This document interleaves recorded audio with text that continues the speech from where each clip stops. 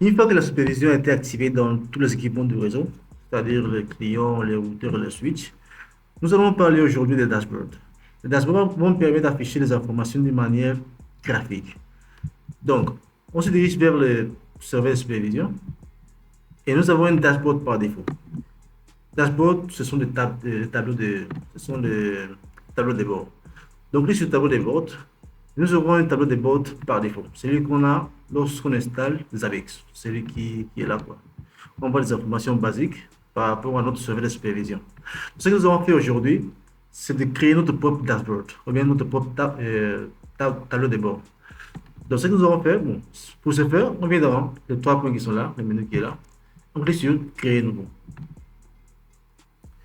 Dans le tableau, les propriétaires, c'est admin, c'est l'utilisateur par défaut. Vous pouvez modifier si vous voulez, mais nous, on reste par défaut. Donc, il faut ici définir les noms. On va mettre ici réseau.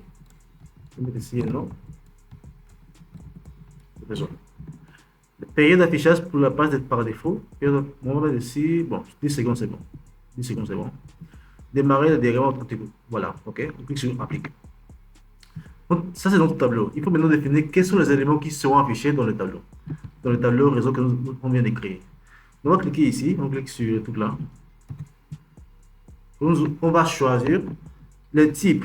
Il y a plusieurs types de tableaux qu'on peut créer, mais nous on va choisir graphique ou bien graphe classique. Vous pouvez choisir n'importe. Mais moi, je vais prendre graphe classique. Maintenant, les noms, c'est pas si important, on peut laisser comme ça. L'intervalle de réfléchissement, on va mettre ici par défaut 10 secondes. C'est-à-dire chaque 10 secondes, ça va actualiser le tableau. Maintenant, le graphique, on va définir qu'est-ce qui sera affiché dans le graphique. On va cliquer sur sélectionner. On peut choisir ici un client. Cliquez sur sélectionner ici. Sélectionner. Nous avons ici hyperviseur. Dans l'hyperviseur, nous avons mis les routeurs et les switches. Dans Linux Server, nous avons mis les clients Linux. Et dans Windows Server, j'ai mis les clients Windows. Nous allons commencer par les clients Windows. Je clique sur Windows, et c'est Windows. Et ici, il faut choisir qu'est-ce qui sera affiché dans le tableau. J'ai pu afficher par exemple l'utilisation du CPU, la mémoire, ici ça dépend de vous. Moi, je vais prendre par exemple CPU usage, c'est-à-dire le CPU. Clique sur Ajouter. Et j'aurai ici le tableau. C'est le CPU qui est affiché ici. Donc, je vais mettre ici, je le mets ici à côté. Je vais diminuer ça un peu. Je vais créer notre tableau. Graphique, sélectionner. Pour PC Windows, je vais aussi prendre, disons, la mémoire utilisation. Ok, c'est celui qui est là. Donc, j'ai ici le CPU et la mémoire. Je peux ajouter aussi pour, disons, les disques. C'est-à-dire, je viens ici, j'ai une sélection, PC Windows. J'ai ici disque, bon, il y a espace graphique. Donc, je prends celui qui est là. D'accord. Je l'ai ici aussi. Ok. Je vais créer une autre pour le client Windows. Je vais prendre ici, disons, interface de connexion réseau. Et voilà, celui qui est là. Et voilà. Je vais aussi activer pour les autres équipements. Donc je descends, je prends maintenant pour le client Linux. Sélectionner, j'enlève Windows, je mets pour Linux Server. Client Linux. Je vais choisir ici, disons, dans le client Linux, j'ai des interfaces. Celui qui passe sur Internet, celui qui est réseau local. Je prends ici le réseau local. OK. Et c'est celui qui est là. Je le mets ici.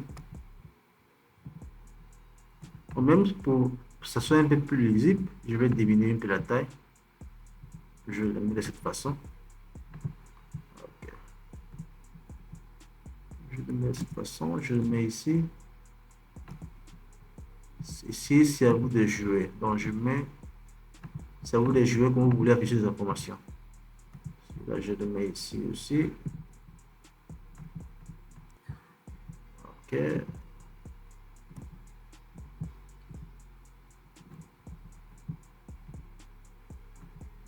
D'accord.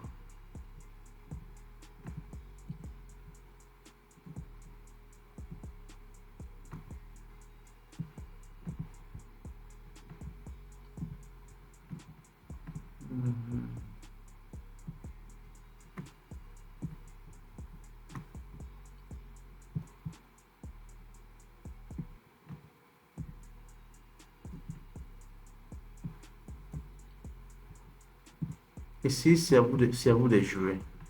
Donc, j'ai ici pour le client Linux.